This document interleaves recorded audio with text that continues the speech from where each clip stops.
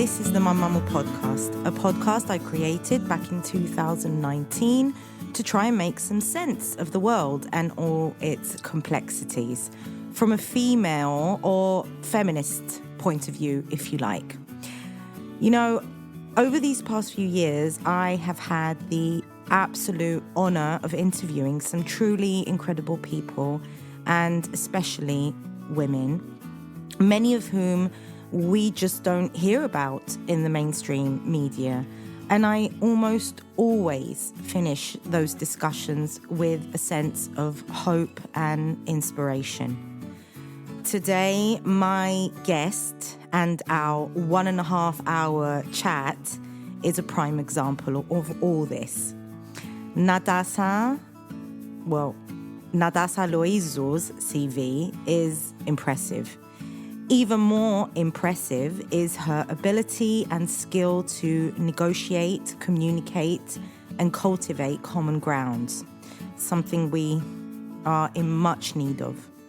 Based on a recent article in Cyprus Business News written by Mariana Nicolaou, here's what you need to know about Natasa before we get into the discussion. In 2006, she moved to Argentina with her husband and spent the next 18 years working there. In 2008, she was employed by the Ministry of Defense as an external consultant due to her master's degree in international security. And she held the highest national authority position of dealing with the control of arms, explosives, ammunition, and other sensitive materials, disarmament and destruction policies, and the management of the biggest deposit of arms on the South American continent. She explains in the article that Argentina is a leading country in Latin America in the production, commerce, and export and import of explosives, and that she was only the second woman and the first migrant woman to be in charge. Now, obviously, in today's episode, we won't be talking about international security and disarming ammunition, mainly because that would be way out of my league. Instead, I wanted to focus on a comparison between Cyprus and Argentina and the political landscape now, seeing as recently Argentina voted in Javier Milei, a controversial right-wing figure, and this has turned the country upside down. We will also be talking about women in the military, gender equality and gender-based violence, and most importantly, as a woman involved in politics since she was 14, we also talk about solutions and reversing the outcome that we're seeing with some love. On with the show.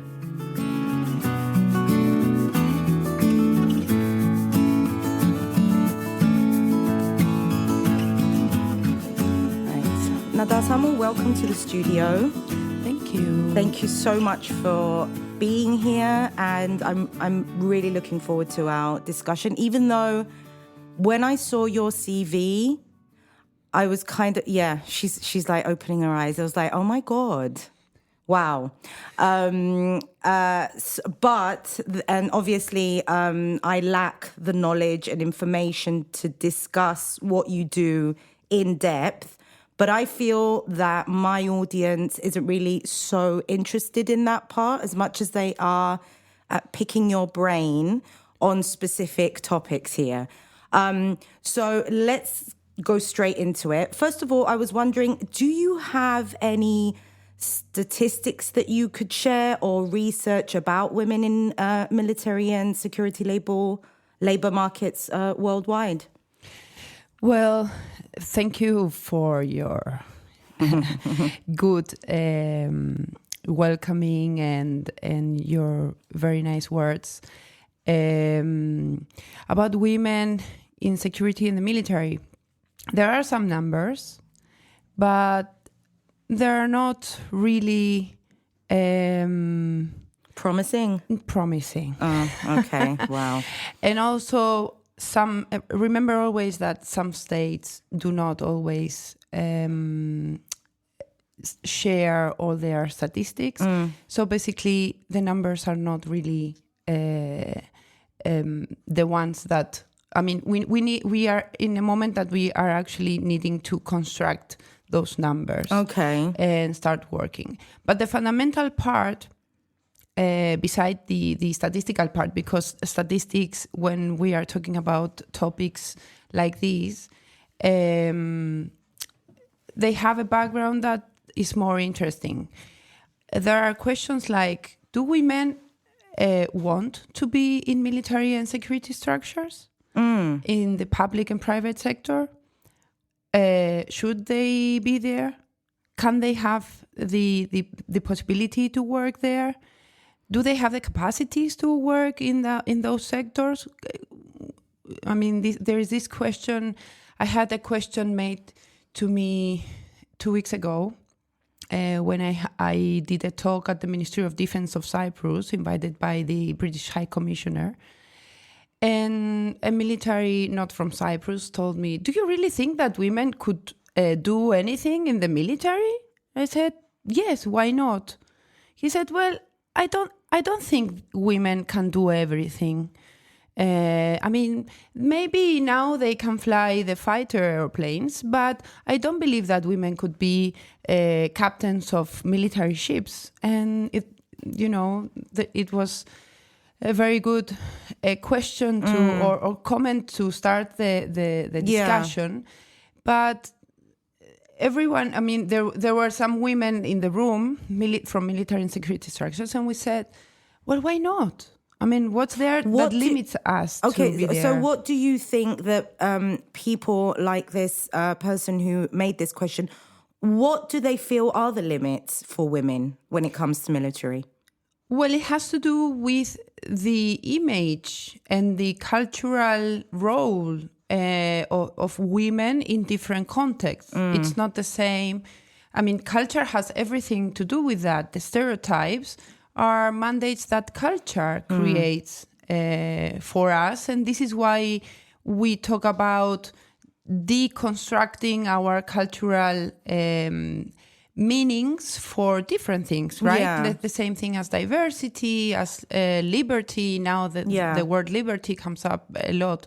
So basically we have to deconstruct. When I mentioned to them that what happened, because women during the Second World War were called in the military factories. So that was what I was going to ask you. What about before culture changed? Yeah. Well, we live in a capitalist system. So basically, when the productive system needs women to come in for their productive energy, then we are called in. But when we are not needed, then we are called out.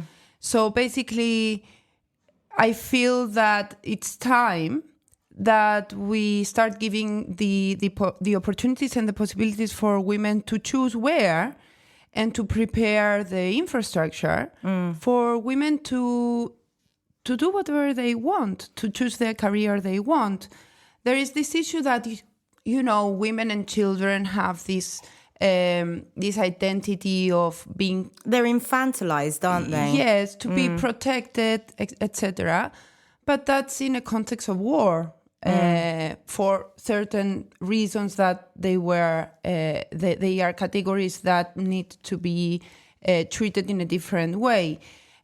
Also, it is in all the international norms, there is this background concept that men go to war and women and children and old adults stay back home, so they need to be protected. So in all the legal documents of international legislation, you have this focus on youngsters, children, women, and elders that need to be more protected than the men that are supposed to be in the front line. Yeah. So basically, is that okay? Well, yeah, because it's the majority, but there are also women that participate in private security companies today.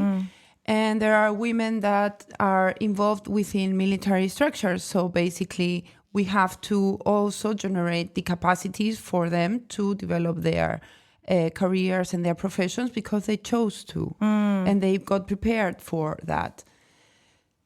Another issue that comes up is that if women that work in those contexts become more male, influenced. So I was going to ask you, do they tend to adopt masculine traits and behaviors and patterns? Well, it depends on the institution. If the institution have not changed mentality and the institution just incorporated women just because, it's a labor force, and the institution have not prepared the rest of the members and the hierarchy of the institution to welcome this new concept of women coming in the institution, then maybe yes. Because they're forced to, basically, so they can fit in. So, well, yeah, women have different ways of thinking and we have different ways of doing things.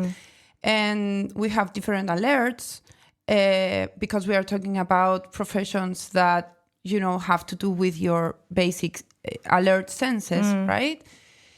What I can say to you from my last high position in the Argentinian government, because I was responsible to create sanctions for military and security institution members that were owners and they had the tendency of firearms for their own personal use.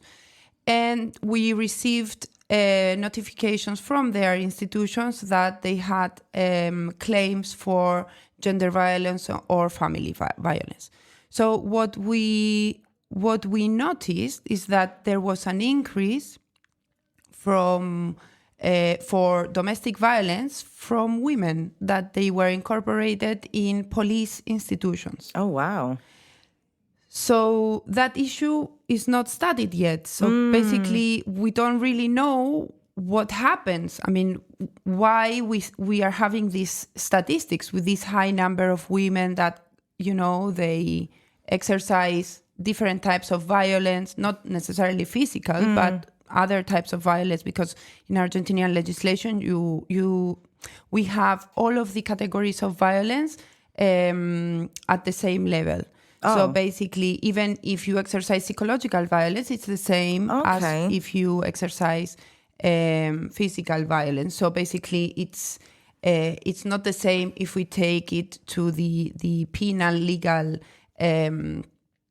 scenario, but all types of violence are taken for the same with the same serious. I'm tempted to ask you, and obviously I'm gonna.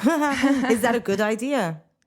For what? To have all the types of violence into one sort of like legislation? We did, actually, the feminist movement, in all of its integration and diversity, we fought for that because women not necessarily got, assassinated, but we had a lot of statistics about psychological violence and domestic violence and economic violence, etc. So basically, we analyzed it through the years that these types of violence could take to the extreme of the femicide or not. Maybe there were women that suffered psychological and economic violence throughout their whole life and nothing happened because it was not part of the legislation and because they were not categories of legal investigation and prosecution. So it's a good thing because today in Argentina we have more legal statistics about this issue. Of course, you can take it. I mean, people say, well, but if you do that, you take the discussion to another level, and some people can, take advantage of it for other reasons, etc. Well, yes, of course, you always have misusage of the legislation, but we cannot avoid seeing a huge problem for women and also children, because when you normally have psychological violence towards a woman within a domestic context, this violence is also exercised to the children. So basically you have gender violence and family violence. Yeah, it has a knock-on effect. Yes, of course. So how do we go back to that? Well, military and security institutions, depending on their directives and the chiefs of that institution, what kind of mentality they have, if they are educated, if they understand the concepts of, this new context of women taking participation in decision-making positions and in doing different professions. It depends what kind of character they give to their institutions. Okay. So we found out in the Argentinian government that we had to generate training programs for different hierarchies of all the public administration and focus only on the military and the security institutions. So basically that was like the new thing. Okay. And how was it accepted? How was it? Well, how did they take it? at the beginning, there was a lot of resistance. Oh, really? Yes. Why? Because every time you want to change something, there is resistance. It's normal. Okay. It's part of the body, Yeah, we don't like change. We like our comfort zones. Well, that's another thing that maybe we can talk about it later if we are going to talk a little bit about politics. But people want change, but when change comes, they are not really specific of what kind of change they want. And when it comes, they don't like it. So basically, okay, we want change all the time. We want to change stuff because, we want to see new things. But if we change, then we lose our comfort, right? Yeah. Our life changes constantly. So are we all prepared to go through change? Yeah. Okay, let's keep that for the politics part because I do want to talk about that. But let's go back to the training programs. So, the training programs have been going on for around 10 years. And we have positive aspects of them incorporated slowly within the military and security institutions. But we still have a very high percentage of femicide by security and military members. So, for example, 18%, that's the latest statistics in Argentina, 18% of the femicides are executed by military and security members.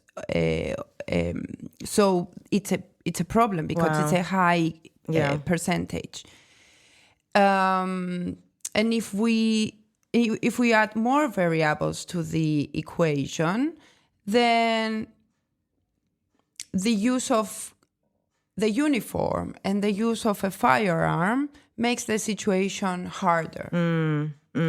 So basically, I believe there is the necessity of, understanding what a policeman and a military man does today in a modern society. Yeah.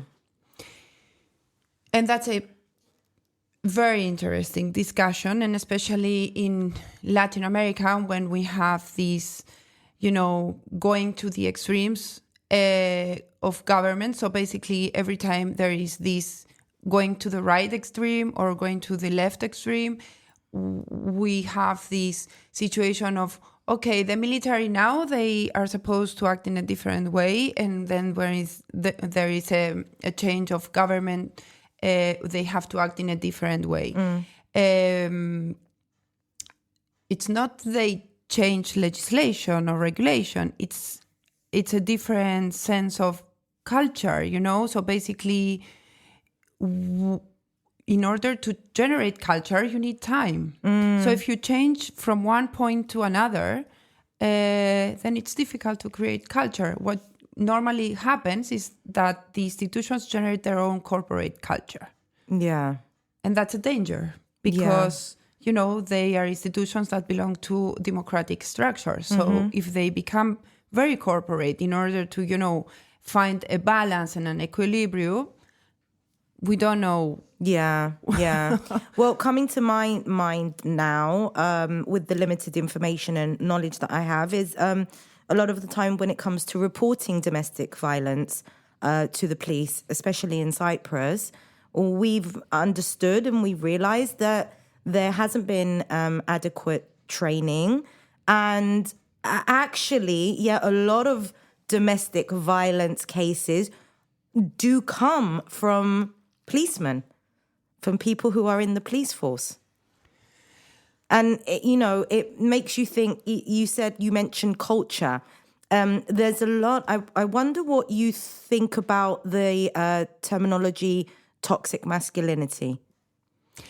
Well, it's coming out now. Everything now is toxic. So I really don't like it. I was gonna add on that I really don't like it, and I've said this so many times as well as a mother who's raising 3 boys.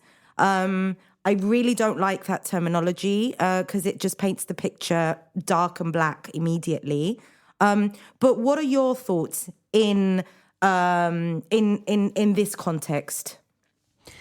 I believe that, human beings do not come out of a tupper. We have this phrase in Cyprus, right?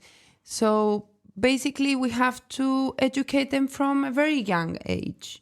Everything happens from home, basically. So if we have healthy environments in our homes, and I believe that we can target towards specific programs, but the fundamentals of a democratic society is respect for the other.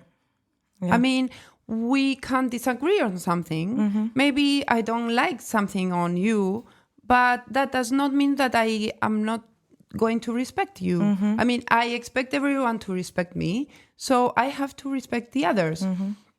Of course, there are limits to this situation. If you are being, if you suffer from aggression, etc., you have to have your defenses. You have to know how to manage that situation. So we need to also be prepared for that.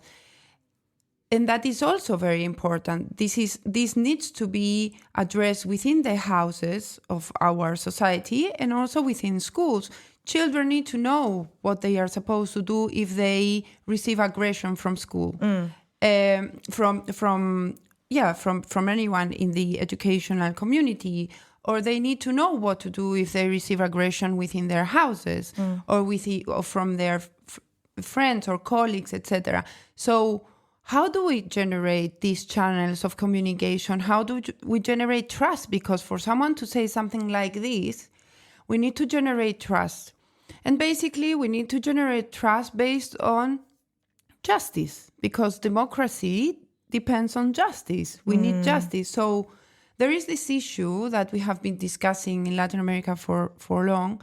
If our justice institutions don't work, so basically, why would women from very limited context with no resources go to a police station or a judicial office to make a claim if they know that nothing is going to happen? Mm-hmm.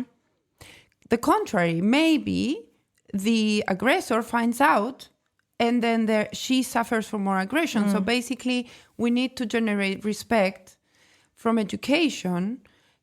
And, I go back to the 90s and the beginnings of 2000 in Cyprus, and we were talking a lot about toleration. We need to tolerate each other. And that was a word that came, especially in the bicommunal community. Yeah. And my life in Argentina learned me that I don't need to tolerate anyone. Because if I tolerate someone, it's because I don't really like that person. Yeah. I have to tolerate you because, I have to. Yeah. Yeah. It's a force. It's like I'm forced to. So I learned a lot in that region about respect. So we need to respect each other. I don't need to tolerate you. Yeah. If I don't tolerate you, I just say, okay, thank you, Eleni. Yeah. We talk later. And basically, we can choose to, not to see each other or talk to each other or etc. Right? It's changing your mindset, basically. Yeah. It's also respect. If I don't tolerate someone, why should I force myself to be with that someone? So basically, it has to do with a little bit more of liberty there. But it's an issue of respect. I respect you. I don't lie to you. I don't fake. Why should we fake to others? Yeah. And how do we change this, violent situation? We have to start from all, because someone said to me last week, well, because we have to start from education, because of education in Cyprus is suffering a lot of problems and there are no values, etc., etc. So my question was, so sorry, I've not been living in Cyprus for the last 18 years. So what I'm asking is, what are the values of the Cypriot society today? Because if respect is not part of the values of the Cypriot society today, all of you are asking for respect, but is it because you want to be respected but you don't respect others? So this is a question that when I do it to friends and family, they don't give me an answer. What are the values of the Cypriot society today? Yeah. Respect is it's a word that we hear so often. But I feel that we just don't know how to cultivate it. It's almost like we understand the meaning of it, but it's like we can't implement it. Does that make sense? Yes, because it has to do with putting limits to ourselves. Saying, if we are having a discussion now, and it's not just the two of us, so basically we can go on and discuss and discuss and discuss, and there are other people, you have to respect that there are other people that maybe are not interested in our discussion, and maybe they are not interested in, us escalating a discussion. So you have to take a look on your side, and you have to understand that there are other people there. And maybe you're having, a nice coffee and you start the discussion and you have to look around you and see if the other people really want you. Because maybe they like it and they get information from our discussion. Maybe they are not really liking it and they start feeling uncomfortable. So basically, we have to look around us. Respect is about looking around us and see how other people feel. I hope I don't miss the question that I have here that is in regards to respect and communication and everything. I wanted to go back, though, and sidestep a bit into what you were told about the education system in Cyprus. I said before that whenever and wherever we can, let's do a comparison of Argentina and Cyprus. Can we do a comparison here? Obviously, you don't know much about, you've been missing for 18 years, but how's the education system in Argentina, and what other information have you gathered in this little time that you've been in Cyprus of what's going on in the education system here? I'll start from Cyprus. What I've heard is that the educational level is low, that there is this issue about, students now don't know anything about history, so they don't value our historic monuments, or they don't value their the most important historical moments of Cypriot history or of Greek history, etc., etc. And basically the blame is towards the teachers. Okay. Which is funny because, teachers have been students taught by other teachers, etc., etc., etc. It goes back. It's a hamster wheel that just goes on and on and on. And the other thing is that these teachers also are part of our society. So basically, you don't just learn from formal education, you have social education. So, and there are a lot of morality issues, I've heard the teacher had a smoke during the break, and the pupil saw her or him, and that is bad, etc., etc. Well, if really, that's the problem. That's really, the problem. That's the problem. That the teacher stepped out for a fag. Yeah, I understand having.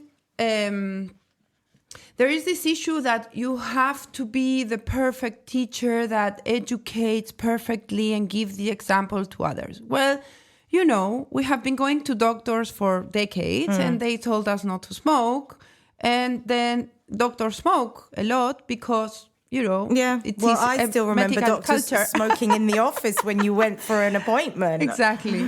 So basically, we can teach from the example, but it's not necessarily the source of education. It is very important, of course. I mean, we cannot talk about respect and having programs about respect and then do not respecting each other. So basically, it has to do with that. So I've heard a lot of moral comments about education. I've heard this issue that the Cypriot educational levels are very low, and that is not good. It doesn't talk well of our country and of our education. I don't know if you heard, but there was a poll a few months ago that apparently proved that 60% of students, I don't know, remember if it was secondary or primary, can barely read or write. Yes, I've heard something. I didn't read through it. Of course, it's very worrying, but it has to do, I believe it has to do with many factors. I mean,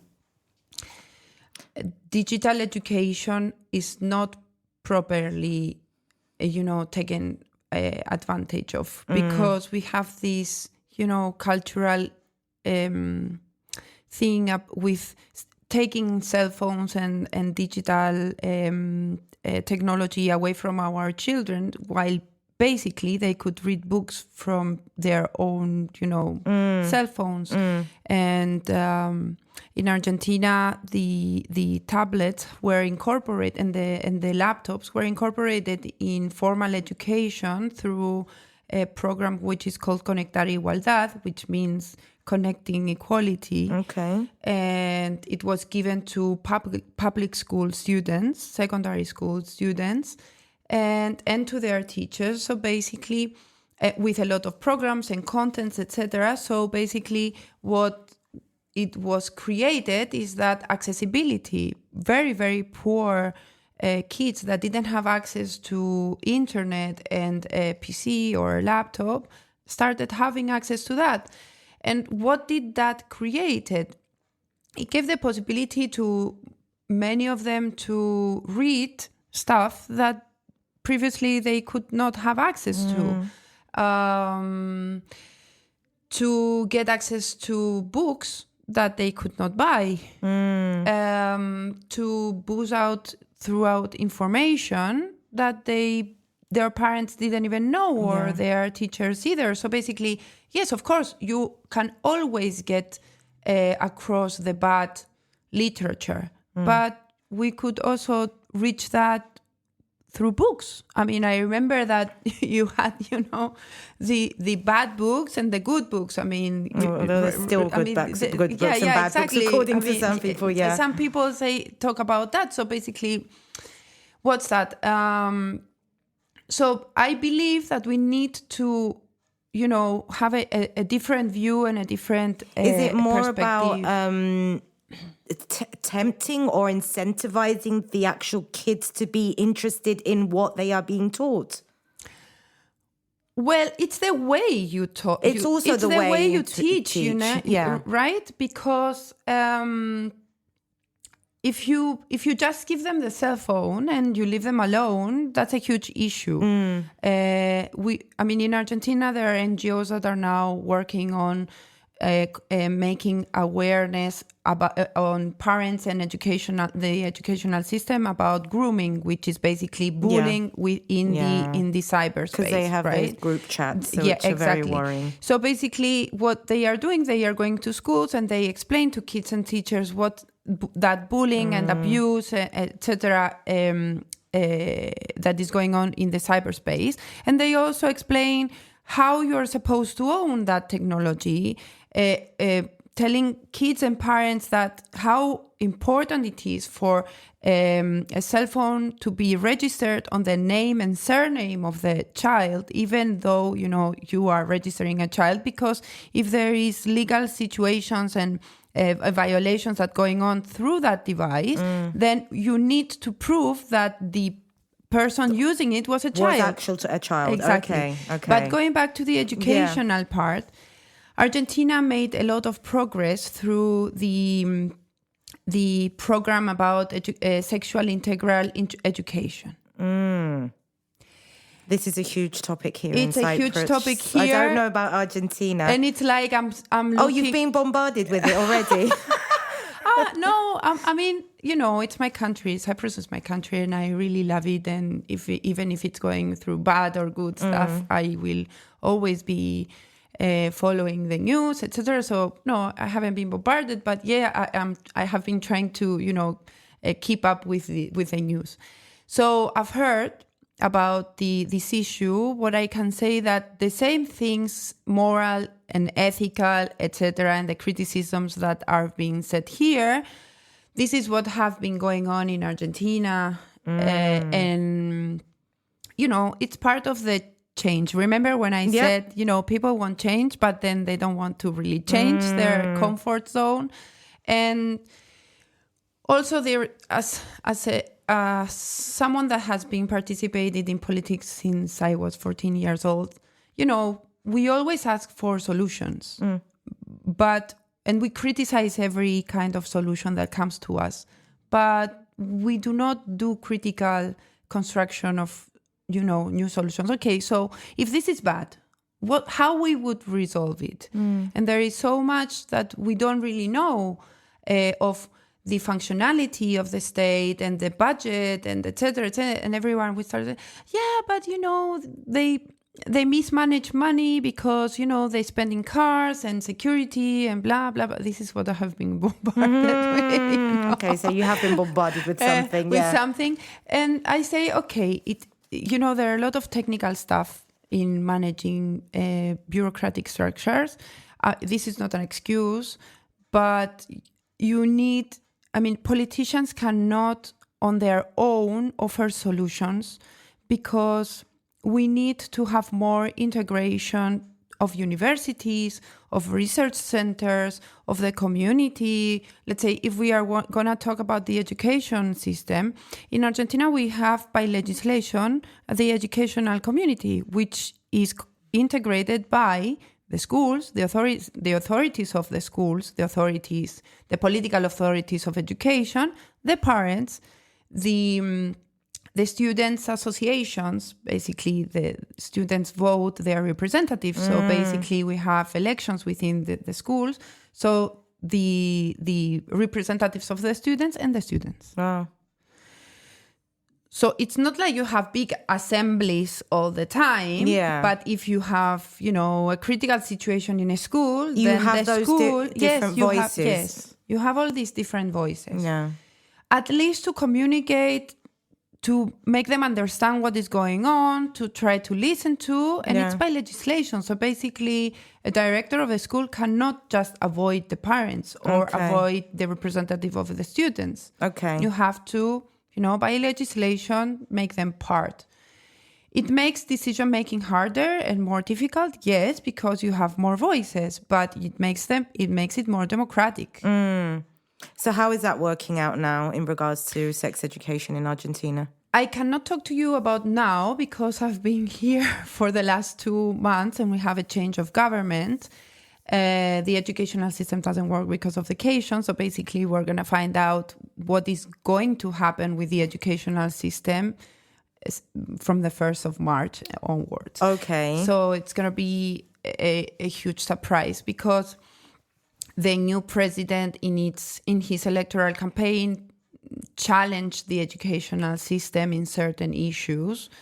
Basically, he believes in a very, very small bureaucratic state that is not supposed to spend anything, And basically, he believes in the privatization of things, So Yeah. basically, if a school has 3 children, like the case, we have been in a small village in the mountains in the weekend, and they told us in the village that the primary school only has 3 children. So basically, in his mindset, that school is spending money uselessly because, these 3 kids should go to the closest school, which could be like miles away.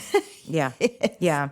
So basically, it's the elimination of rights because of the spending issue, Yeah, which is a huge problem in Argentina. And I feel, first of all, I wasn't even sure if I wanted to ask you about your new president. Okay. But you just went into it. So how did that happen? Was it? Oh my God. Oh my God. I know. Can you? I feel like we are not answering the question. Because we are going through, but you are, believe me. You're saying very, very muy importante things. Muy importante. You are. How I feel? How do you feel? Yeah. How I feel. And how did you feel when he won? Oh God. Did you see it coming? I saw it coming. I'm getting, goosebumps. Yes. Yeah. I saw it coming socially. I didn't see it coming politically. I mean, not just politically. Because, the political is the result of the social. So basically, how did that happen? Well, it's like these things do not happen just, like that. Yeah. They're years in the making. They are years in the making. So, and it has to do with the history and the environment, the mentality of the people, the aspirations of the people, the basic aspiration of the medium Argentinian is that they want to live like Europeans. And I always say to them, so how do Europeans live? Okay. They got this image how that do we perfect. live? Yeah, it's like, because Europeans have their cars and they have houses and they earn in euros. Yes, but, the standard of living is high. So, okay, not all Europeans go on vacations and, they earn in euros, but the value of, what you earn with what you spend, you don't have... Out of balance. So what comes is that Argentinians should live like Europeans and that their salaries are low and that, we should have more liberty to, deal with our economy and not so much restrictions from the government, et cetera, et cetera. The issue is that the government doesn't issue euros or dollars. So basically, the government issues pesos, Argentinian pesos. Yeah, which he's trying to change now, isn't he? He talked about dollarizing the economy. Yeah. I mean, formalizing the dollarization of the economy, which we don't really understand how he's going to do that, because the only way of that happening is that the United States giving, the government dollars. Yeah. Which I don't think they will do for free. So basically, we believe... Because there's already $1 billion debt, isn't there? Yes, we have the highest... Argentina, in the government of Mauricio Macri, took the highest external debt of the history of the IMF. Oh, wow. Congratulations! And basically, the Argentinian people have a time frame of 100 years to pay that. Wow. So, okay. Okay, so it's a mess.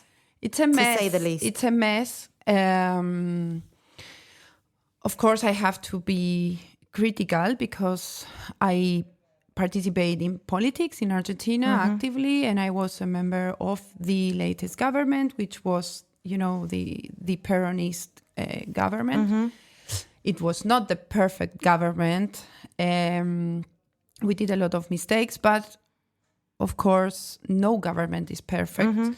There were good things, very good things that were implemented. For example, the COVID emergency, Argentina had a very, very good response to that. And of course, there were dead people, but the rate was controlled and the vaccine was implemented correctly. And I felt that our society was protected, contrary to what we saw in Brazil or in other states that they had more right-wing governments that, people were dying and president, said, whoever wants to get the vaccine, good. If not, you are free to not to get it. So, there is this issue now about liberty and the governments, imposing, and interfering. And interfering. But, there are some, when you have war, which is the case of Ukraine, let's say, the president takes all of the decisions. So basically, you have a government that is imposing to you to continue being in war. So basically, okay, I understand that there is an attack from the other side. So basically, our basic liberties are not, there for us to use. But, there is this discussion about liberty. So the globalized capitalist system, what did to us, they said, okay, people of the world need to be free. It's all about liberty and liberties and no obligations from the state. So basically, why do we have, it's like the state is not there to regulate the relationship between the economy and the society, but the system put the state in a situation that the state is the bad guy. And all of the progressive literature, like George Orwell, etc., it's used against, the states that are progressive, that are implementing policies of inclusion and diversity and accessibility and more democracy, etc. So it's very confusing. It is. All of these things that I say to you have to do with why do societies want changes that can be very harmful for them. Yeah. How I feel about it, I am a political animal. So basically, when these things happen, I have my feelings. But I feel very sad, actually. This is how I feel. I really feel very sad. I don't feel frustrated. I didn't lose my enthusiasm and my hope. And I believe that if you look throughout the history of humanity, this is, a little piece of it. Yeah. So basically, okay, I believe this is the time that we have to connect. I really believe that if we, once a Marxist, always a Marxist. I believe that we need to unite as people. We need to get to know each other. In the beginning, you asked me before going on the microphone, you asked me, can we compare Argentina with Cyprus? Well, we are people. We cannot compare it in fixed variables of, political comparison. But of course we can compare it because we are people. Yeah. And things happen to us. And with the globalization, they happen to us in a globalized way. I'm very, very surprised how things that are said there in a different language, in a different context, are very similar to things being said here. Again, very different. So, and I listen to the same issues being going on and being discussed in other countries in Europe and in other countries in Latin America. And when I had the opportunity to go to international forums, I had the opportunity to listen to similar stuff. So basically, I believe that we need to connect seriously. Do you feel that a lot of issues are being used as a distraction? The big elephant, we call it. Is it the big elephant? And behind the elephant, you have things happening. Because what I feel that I'm getting from you now is that, as a humanity, we have a base, and that could be respect, that could be, equality, human rights, all that. And then you have all these other issues popping up left and right. And it seems that people are getting distracted by those issues and completely forgetting the base, our very foundation of what it means to be human, living in a society amongst others. You cannot talk about human rights and just think of human rights for yourself. I mean, human rights is for everyone. Yes. So basically, human rights is for everyone, respect is for everyone, democracy. People say, because that is not democratic. Well, democracy is not an ideology. It's a regime. It's a system, Yeah. And other people, I don't want to sound, patronizing, but people that we studied professionally political science have this issue that we get involved into conversations, social conversations, and people say, because his ideology is dictatorial. And said, okay, dictatorship, democracy, authoritarianism are regimes, are systems of managing, resources and population. They're not a philosophy. They are not a philosophy or they are not ideologic. And, I've participated in a government in Argentina of Cristina Fernández de Kirchner, that for me, she's an amazing woman. She's so intelligent, and she, I will not go very idolatrizing her here, but I mean, you can Google her. Okay. You can like her or not. And this is another issue about talking about politics. You can like people or not. You can not like politicians or not. But she had a very, very progressive government. And this was the point that the Argentinian salary was one of the highest in Latin America because of other things going on in the economy. So basically, it's how you manage the economy through state policies. So here in Europe, she was called authoritarian and hysteric. The gender issue came up. Hysteria. Okay, because she's a woman. They has called a her womb. yeah, exactly. So basically, dictatorial, authoritarian, etc., etc. Especially when she took political decisions about the economy that were very, very restrictive to this liberty that the capitalist system is eager for, right? Yeah. I want to enter your country, take whatever I want, get out.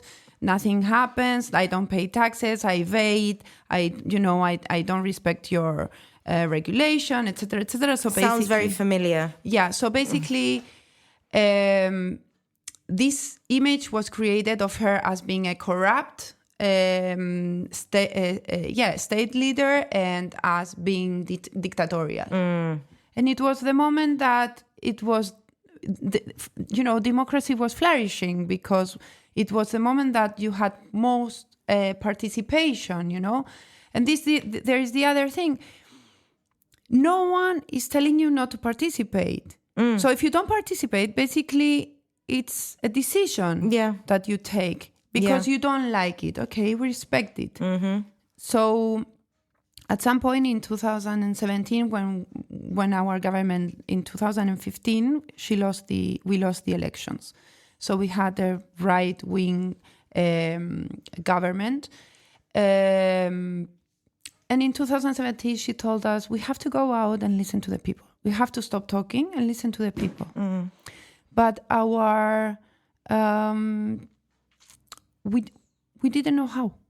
I mean, because we had this exercise of arguing, constantly in order to make people understand why we were doing. So basically, media and the economic system, etc., made us, put us in a situation where we had to be very defending. And actually, political campaigns had the verb defend public education, defend public health. Okay. So in military terms, where you are taking a position of being defended, it's because you are attacked.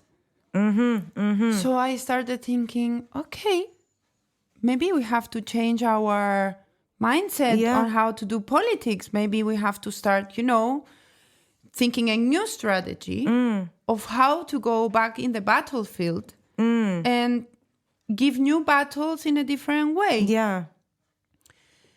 What happened with the current president is that he took this position. He took an offensive position. He designed a strategy, of being eccentric. Yeah. Basically, he doesn't have the typical image of a typical politician, right wing, left wing, center, whatever. Yeah. He didn't talk the way other politicians talk.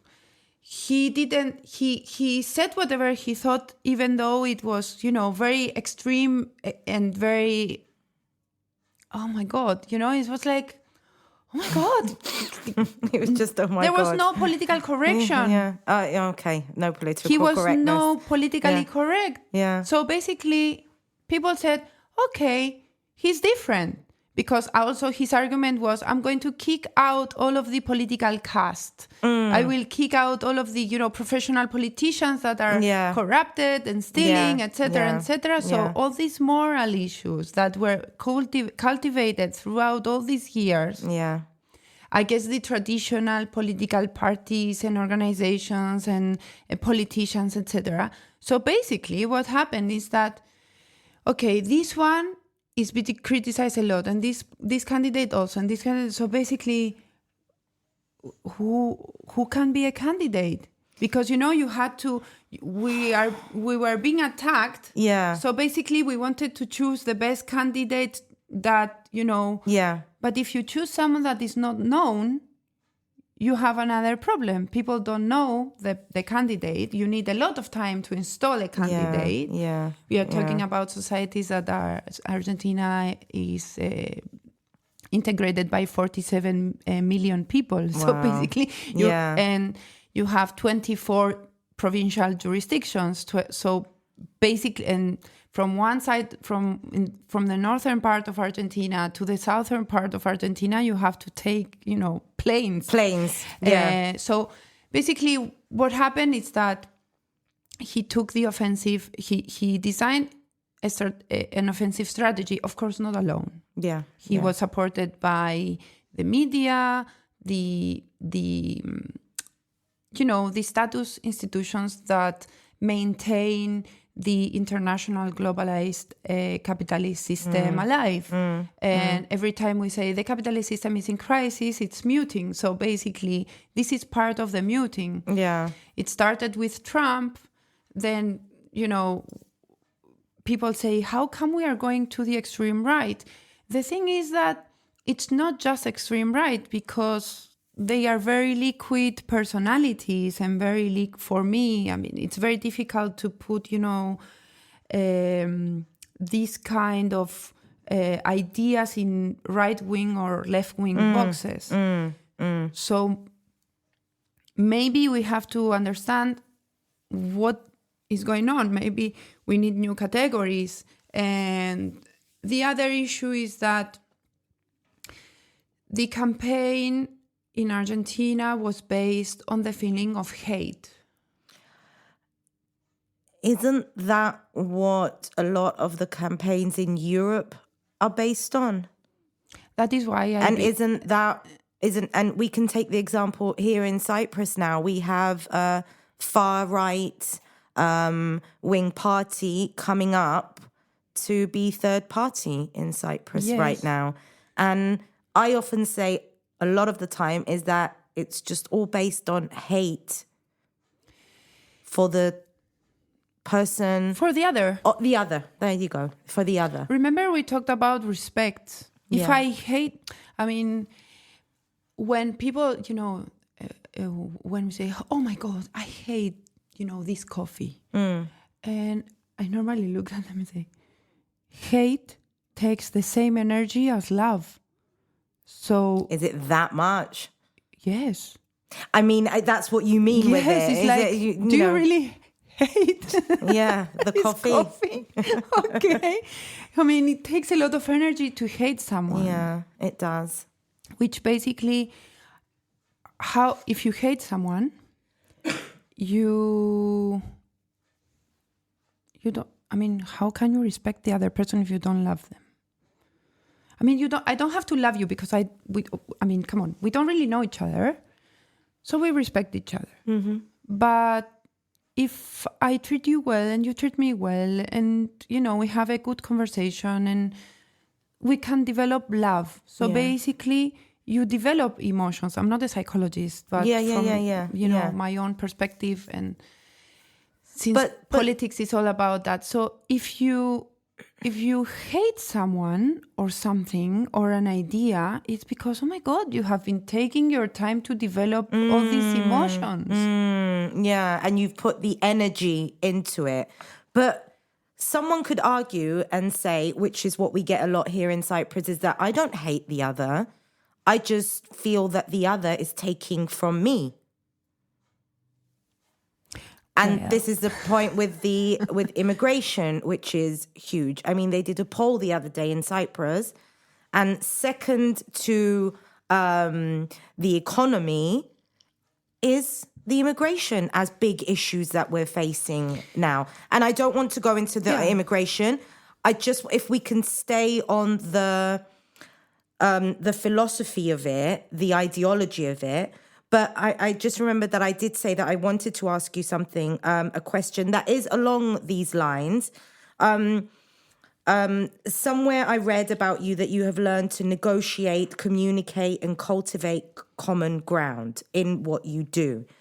So could you take those skills that you have learned and apply them to this part of our discussion now when it comes to the rise of the far right, how we can tackle it, and also that otherism that you just said, the other is coming for my rights, for my benefits, for my life. Okay. And we'll slowly ease it out because we've been talking for an hour. Okay. These are things that I have developed.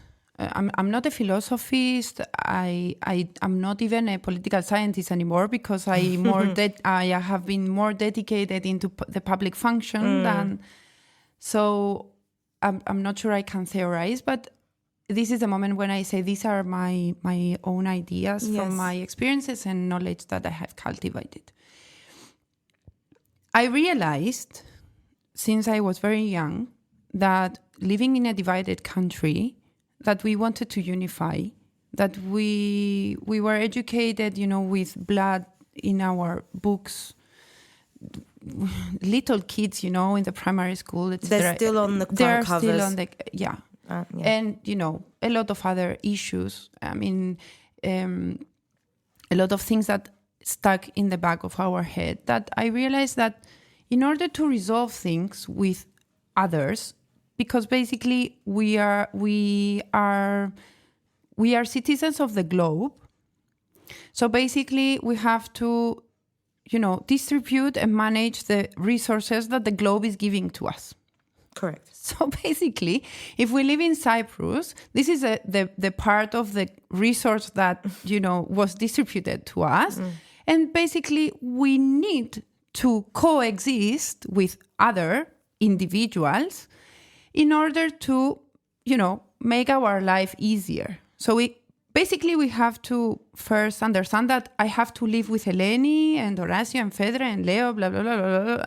All these people that are are cohabiting with me in this territory that is called Cyprus.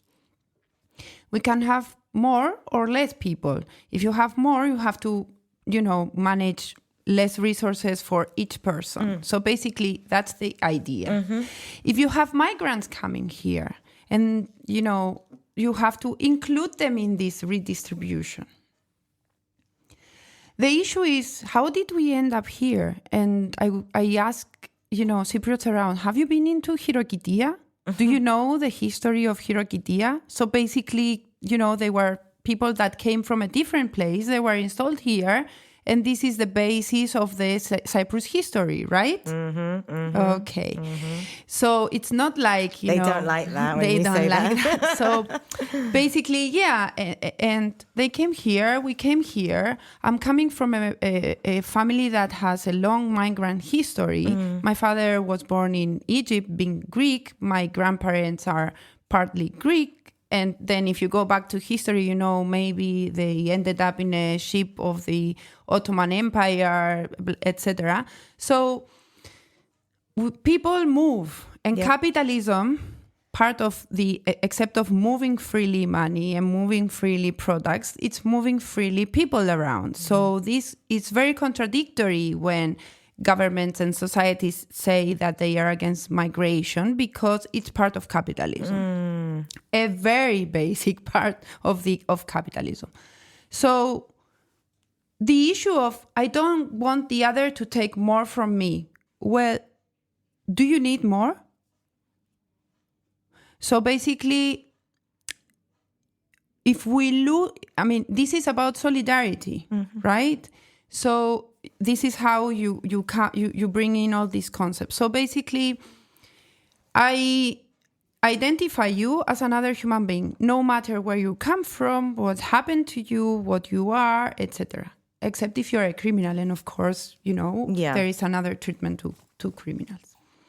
But if we treat the other because of his color or her color, or of his identity, of his origin as a criminal, just because of that, or his religion, then we are in a problem, because maybe that happened to us. Maybe this happened to us at that point, right? So basically, I believe that we need to respect the other, because it's part of us being part of something bigger than us, than an individual, a society. Okay, so I respect you, even though I don't know you. And then if I see that you need something, I cannot leave you there and suffering. I need to have solidarity inside me, right? If we go out now in the street and we see a woman that fall on the floor and she hurt herself, what do? You are going to attend her, and I can call the ambulance, or we will try to help her, right? Okay. If we don't do that, we suffer apathy, which basically is, you can take one way or the other. Yeah. If you respect the other and you have solidarity within you, it's because you have love cultivated inside you. If you go out, see that situation, and you don't do anything, you are apathetic. It's because you go the other way. You don't care about the others. So you don't respect. So you understand? I understand. I feel that that is why... So you start constructing. You start constructing. Part, when you said earlier that you feel sadness, just what you just said now and the analogy that you just gave, that is what it is. I feel sad that people will literally ignore that woman. They will, Natasa. They will. We're already doing it. But when it happens to us, we cannot get, phrases say, oh my God, I fell on the street and no one helped me, because that happened to me. I was pregnant in Buenos Aires. I was going from university to my work. I fell and no one helped me to get up. Wow. Until I called, the ambulance, and I was sat there with my belly. Wow. Waiting. So when you live in apathetic environments, you really understand that if you are part of that. So apart from the apathetic environments that we're living in, in one of your messages, you also wrote about individualism. Well, it's that. It's Is just that me. Along the lines? Yes. Yeah. It's me and my family. I don't care about the rest. Is that a philosophy that is being cultivated by Trump, by... It's not just Trump, right-wing governments? I believe that we have communicators. I believe Trump is a communicator. He's not part of the, have you seen The Matrix? The movie, The Matrix? Yeah. You have the... Oh, you're talking about the red pill and the blue pill? Yeah, but I'm talking about the architect. Oh, yeah. We have the architects, which we don't know who they are, and they change phases all the time. So basically, okay. And then we have the communicators. Yeah. So I believe they are communicators, and they are the ones that, these politicians are the ones that are there working for the social, political, and economical transformation. Yeah. To take us where, I don't know. So, but basically, it's, billionaires have so much money that they don't know what to do with it. Yeah. And I wonder why they want more, basically, and we have less. So, I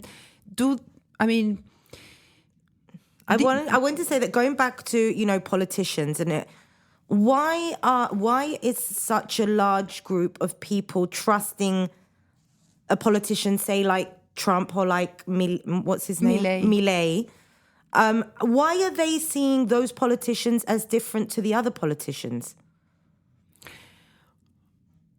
Is it the communication strategy?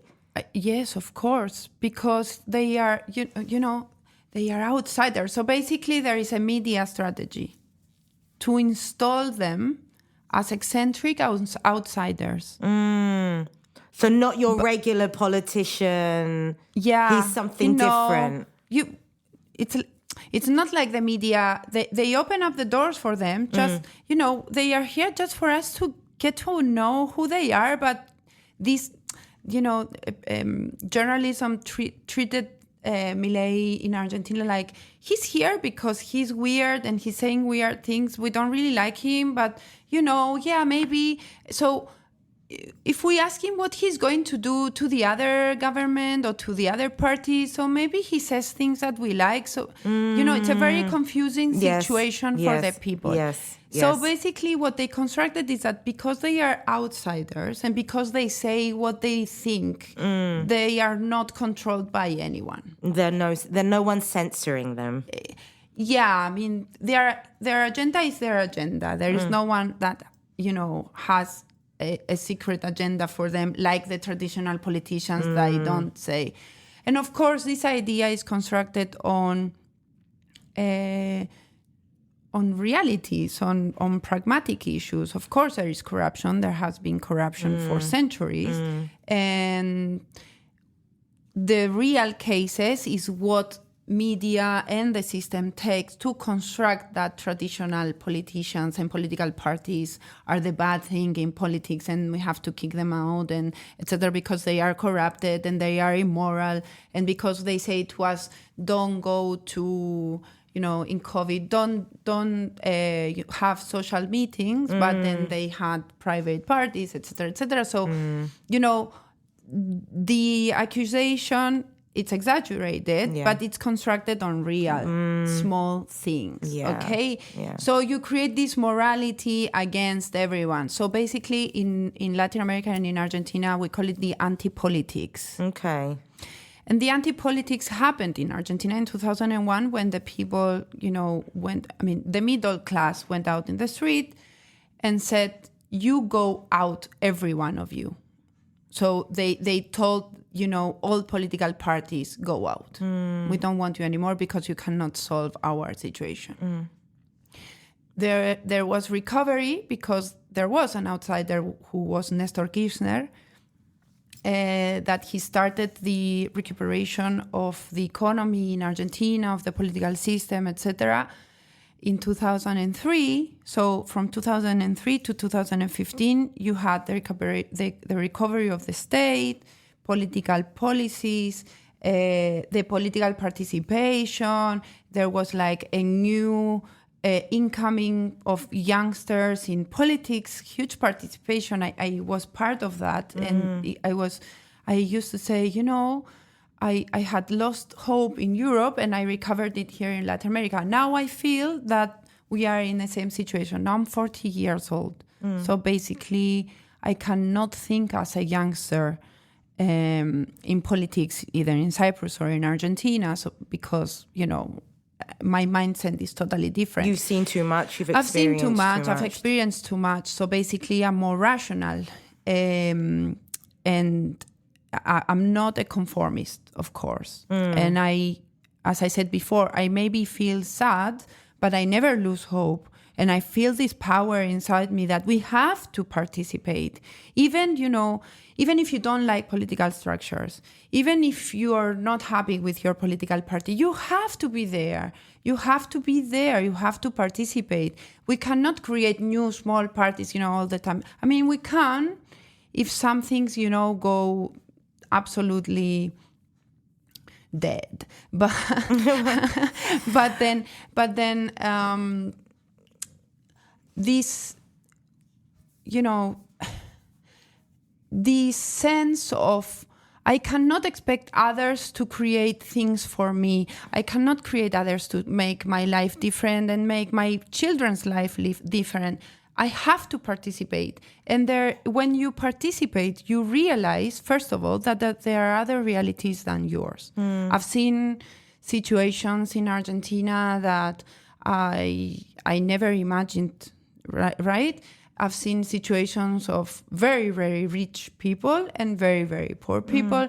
I've seen situations of manipulation. I've seen different issues. So basically, this makes me realize that my family, first of all, me as an individual, and my family situation is not the same as others. So basically, because you asked me about the individual. Yeah. I belong into something which is bigger. It's a society. If I believe in the force of a society and I believe in the democratic system, because it's the only one we found as, working. And then I believe that we need to participate, even if we participate in a local, football team, or if we to make it better and not, or if we participate within the school, or if we do NGO activities, we need to participate. We need to be part of something which is bigger. 5 minutes, 10 minutes, something. And we have to find a place where we can express our political, social, and economic ideas. Because hate has to do with not being listened to, not receiving love, not being tolerated, not being, respected. Included, respected, right? I mean, so I think that we have to start opening up, and I go back to, we have to go back to the basics. In academy, when we cannot innovate anymore, you have to go back to your basics. You have to go back and read the classics. Okay. Because we have been doing so much accumulation of specific knowledge. So basically what is happening in science, especially in the social sciences, is that we have this super extra specialization of things. So basically we forgot where we came from. Yeah, so far So we have to go back to it. And now we are not talking about interdisciplinarity. We talk about multidisciplinarity, working together, connecting things. We cannot take this. I will bring up the sexual education.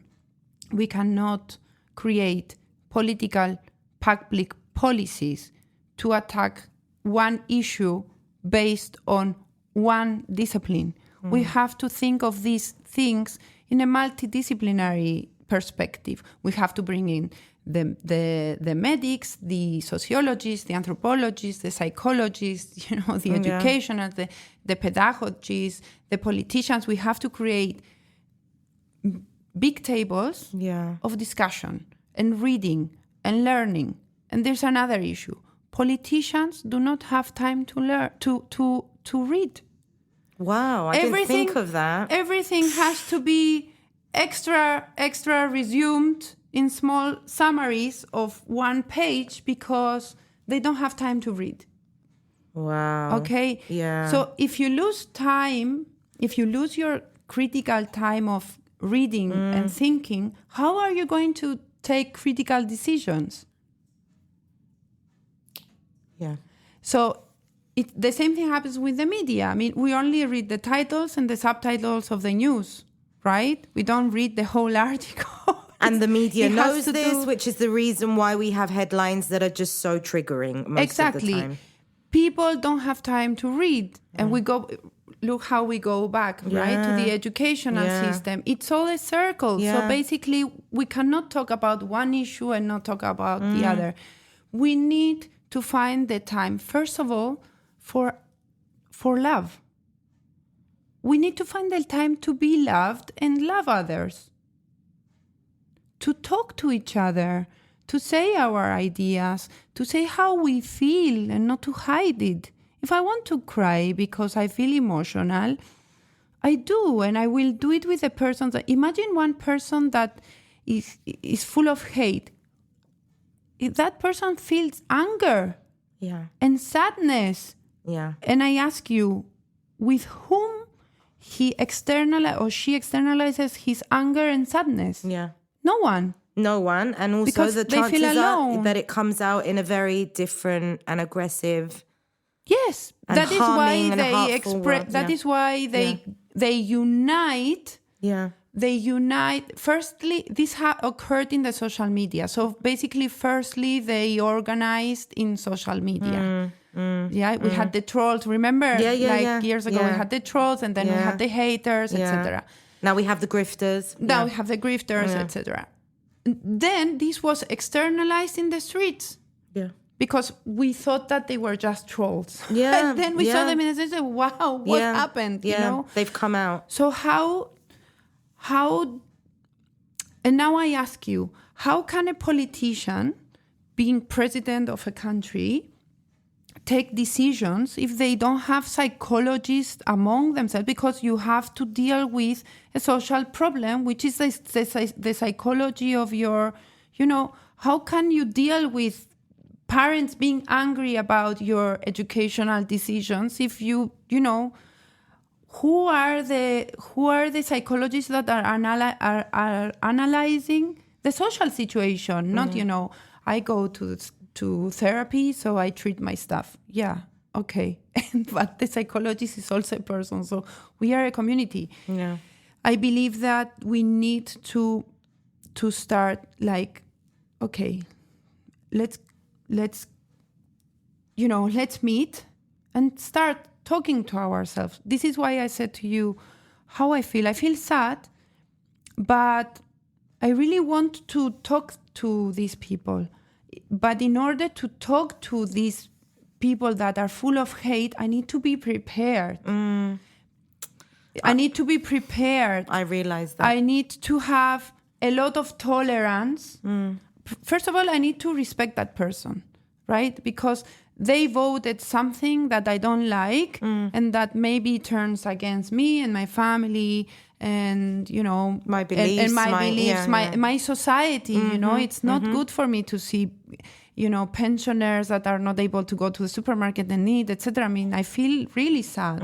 The issue is that I have to respect that person and generate this ecological power and force and to tolerate when that person starts, acting out, and then give the time to talk and see if we can both rationalize certain things. But first of all, we have to go to the heart. You've made me think of something else. Do you feel that a lot of the time, one side says there's no point in talking to the other side? Yes, of course. Or sorry, I was going to say that many times with the podcast, people are saying to me, you're not platforming the other side. And I always find myself a bit confused. Well, about it. And also it's a lot of what you just said now, my personal energy, my personal am I able to tolerate this person? Am I able to have a discussion with this person? So I feel that a lot of the problems, if you want, are because we're pushing one side over there as far away as possible. And the other side as well, there's no common ground. No, that's why we are on the extreme. Yeah, and sometimes we're told not to even bother to find that common ground because it cannot be found. Look, every one of us has a different responsibility. You do this because you love it, and I can feel it. This is what you transmit to me. And this is why I feel so comfortable talking and opening up. But your responsibility is as a communicator. So basically, you have to be responsible of what you communicate, how you communicate it, and who do you bring in your table to communicate. Because, of course, communication has always had an agenda. Always. I mean, communication started as a political activity. Remember, it was illegal. It was, persecuted and everything, right? So don't forget, where did this come from? And if someone says to you, okay, you're not bringing someone from the other side, well, don't worry. They have places to talk to. Political activity has a different responsibility. There is this issue that, all the politicians sit together and drink together and then they organize everything. I mean, come on. Democracy is about making agreements. We can agree to disagree on 1, 2, 3, 4. And we can agree on 6, 5, 7, 8. Okay, yeah. So there is this confusion about, the right wings and the left wing, they all meet together and they eat souvlaki and blah, blah, blah. And yes, because it's their job. They have to agree. If they don't agree, then first of all, we don't have a democratic exercise of politics. And then the parliament cannot approve anything. Yeah. We need to find common ground.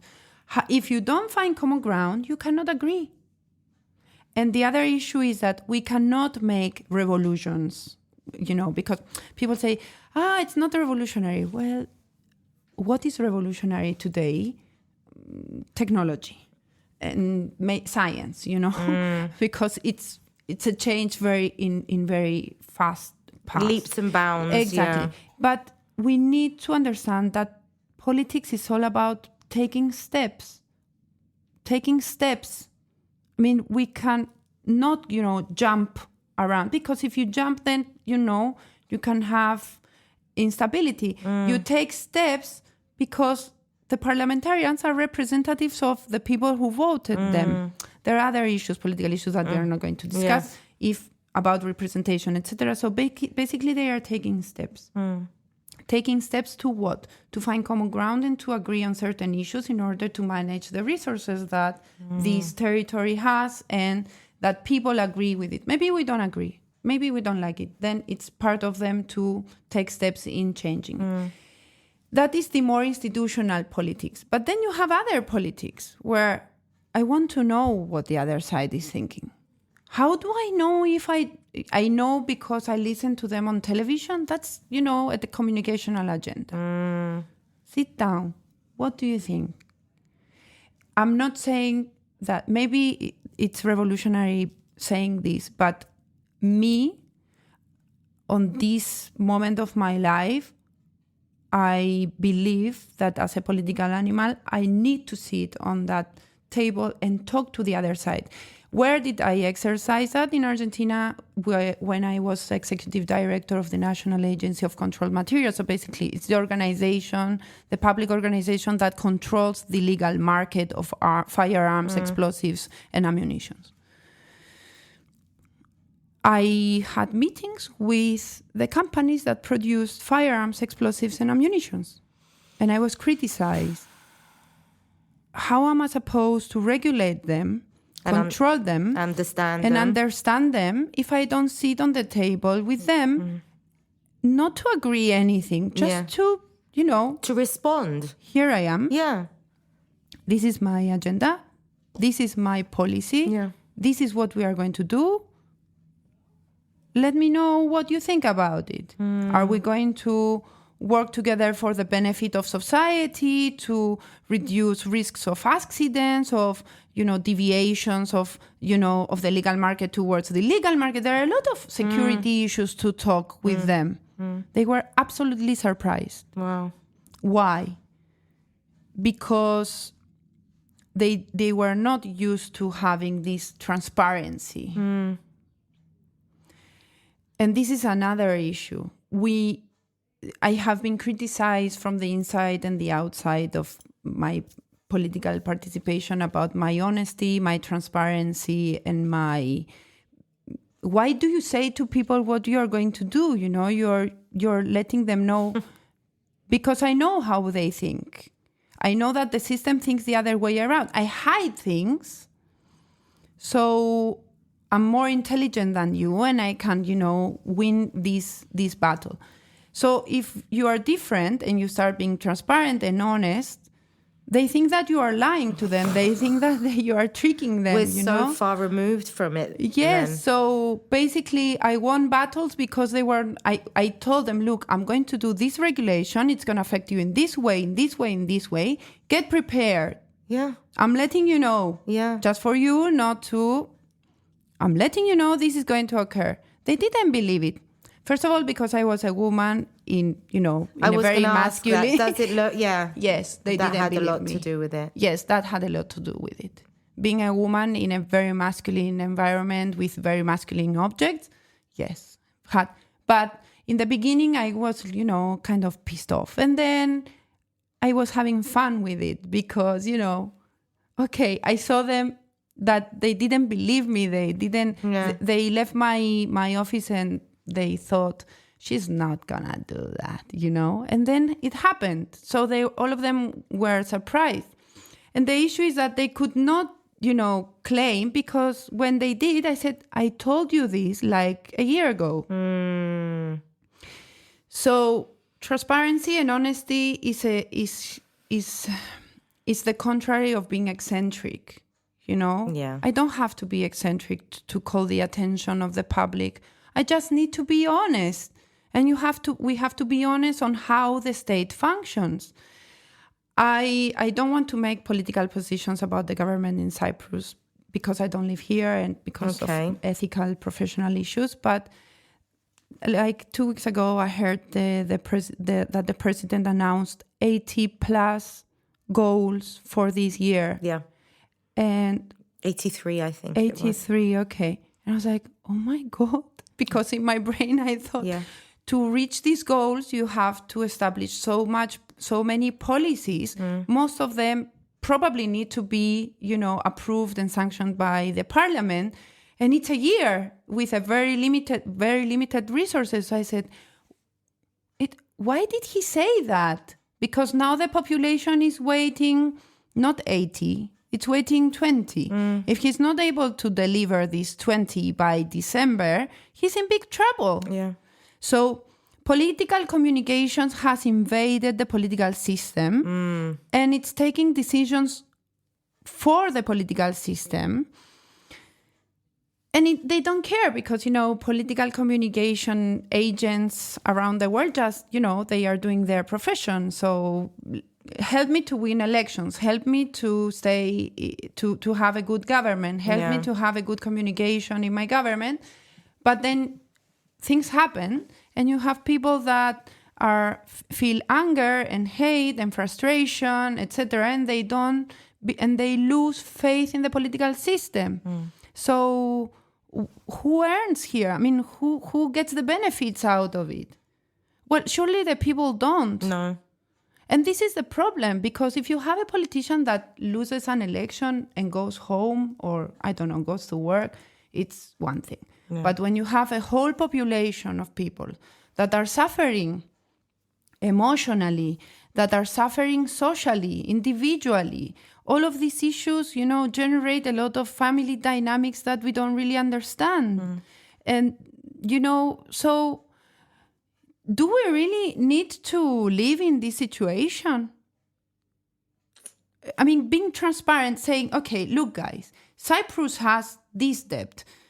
We need to pay it. We need to focus on 1, 2, 3, 4, 5. Yeah, Let's go 80. for it. Yeah. If we go for this and that and that and that, okay. And the Cyprus issue comes up everywhere. I mean, we have been waiting for 50 years for the Cyprus issue to be solved in order for other issues to be attended. Yep. And I think statistics and research show that the younger generation doesn't even care anymore. I mean, everyone's ignoring that. Because the political system, it took them time to, understand that we had. I remember when I was young, we had the addiction issue. Yeah. What were the policies about addiction? What were the policies about gender equality? What were the social issues, disability, accessibility, work? I mean, many from my generation went to study in other countries because there were no universities. Yeah. I'm happy now that there are a lot of universities here. It makes me really, really But people happy. are still leaving. People are still leaving. And then they come or they receive their degree. What you're supposed to work in Cyprus. We're not producing, Nothing. So basically, this is the issue. What kind of society are you creating when you have very intelligent and talented people, very intelligent energies also, because, what you did here is very intelligent emotionally and makes you happy, and it generates a lot of capital, not in money, intellectual capital. What do we do with all this intellectual capital that we are leaving out of the country? Yeah. This is the issue. How come we have kids that are finishing secondary school and they have no professional orientation? Their orientation is, just think of your individual career just to achieve success. Yep. Another issue. Yeah, Success. yeah. And just go for it, So here you go, individualism. Yeah. You don't think of a plan of educating your kids, orientating them and saying to them, look, Cyprus has shortage of labor. Did you know that? Yeah. We have such shortage of labor on technical professions, engineering of all kinds, IT. Why don't we orient our kids to go and study that? And then, we can have public policies that can link the educational system to the productive and economic system. Yeah. And then, for universities that they don't have the careers here, we can send people to study out to other countries and bring the knowledge here so that we can bring in this. And I've been in this new capital chapter of my life that I am launching myself as a research consultant. I want to introduce the issue of innovation in Cyprus. You cannot believe the low esteem that Cypriot businesses have, even the big ones. Wow. They say, no, innovation is for other countries, Cyprus is not able because we're a small country, and I say, if we are small, it's easier. Yes. Exactly. And innovation is not about buying a new equipment and bringing it in and, changing your unit of production. It's all about any small changes you want, small or big or medium changes you want to introduce in your business. So my challenge is to try to bring in this idea of let's innovate in a new way that we can make our business system more human-oriented. Yeah. Because intelligence is not created because of, the equipment. The devices, that we... It's because we use our brain to create, innovate, in order to solve problems. The political system needs to incorporate innovation. And it's not... Because what we have been doing is copying things from other countries and bringing them in. Well, no. Innovation helps you to adjust.